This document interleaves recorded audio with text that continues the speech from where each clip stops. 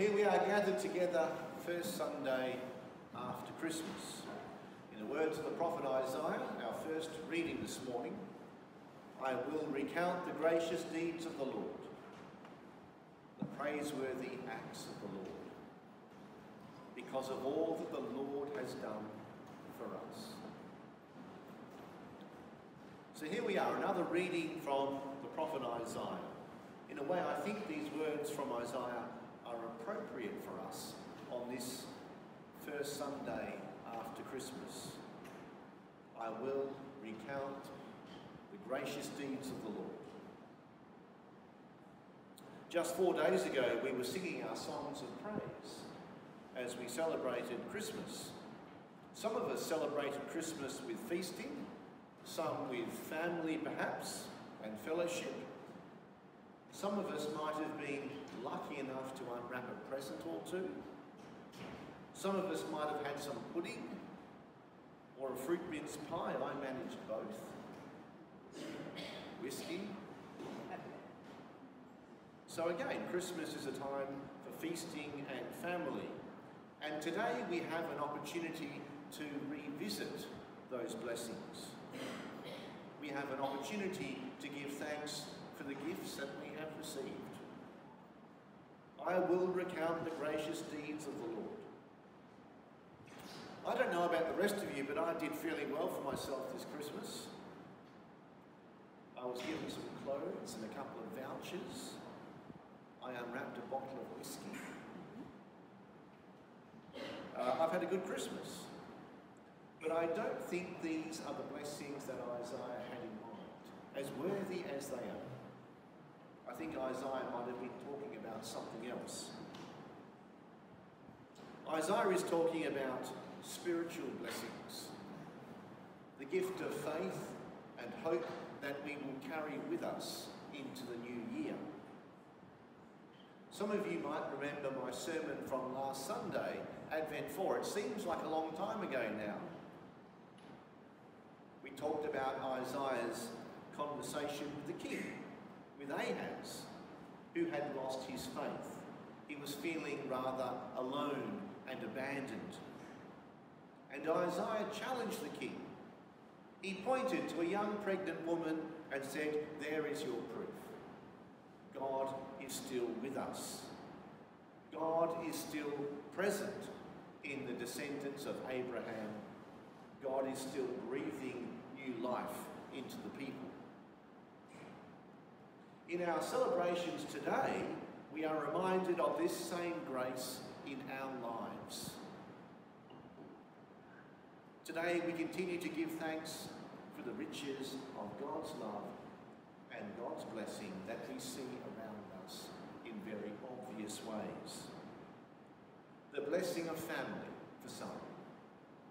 The blessing of friends. The gift of this parish and the people in it. There is your proof. God is with us. These are some of the visible signs of God's blessing and purpose in our lives. So while we may have enjoyed unwrapping our presents and eating our pudding, and for some drinking our whiskey, it's the blessing of God's nearness and grace that gives true meaning to our celebrations. Again, the gift of family, the gift of friends, the gift of this parish and the people in it. Over the years, I've become convinced that all of the Christian celebrations during the calendar year, all of them, serve a very simple purpose. One purpose, in fact. So we're talking about the celebration of Christmas, Epiphany, Lent, Easter, Pentecost, Advent. They all serve a single purpose. The life and the ministry of Jesus serve that same purpose. They teach us to love each other. That's it. That's it. They teach us to love each other and care for each other. It really is that simple. This is the single most important purpose of Christ's life and ministry, and all our celebrations during the year in the church, to help us love each other more fully and thoughtfully. So the birth of Christ, the life of Christ, his ministry, his death, his resurrection, all serve to remind us of the riches we are called to share. And this is the message that Isaiah shared with the people of Judah and the king as well. Isaiah calls us today to recount the praiseworthy acts of the Lord. So he's calling us to count our blessings. That's it. That's what Isaiah is saying to us today. Count your blessings.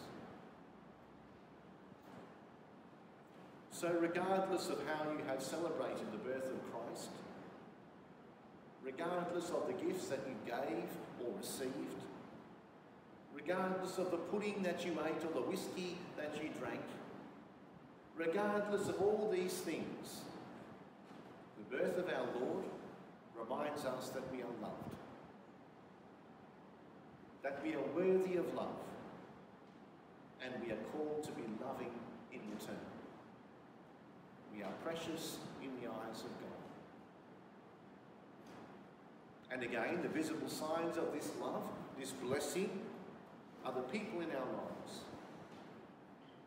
The people with whom we live, the people with whom we work, the people in our families, the people of this parish, and the people that we serve. On this day of remembering and thanksgiving, these are the true gifts that we share.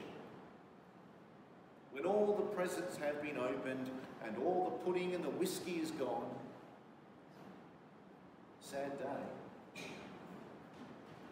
But it's the people in our lives. It's the people that we love and serve. These people embody the blessings of God and remind us that Emmanuel, God, is with us and will journey with us into the new year. The Lord be with you. And also.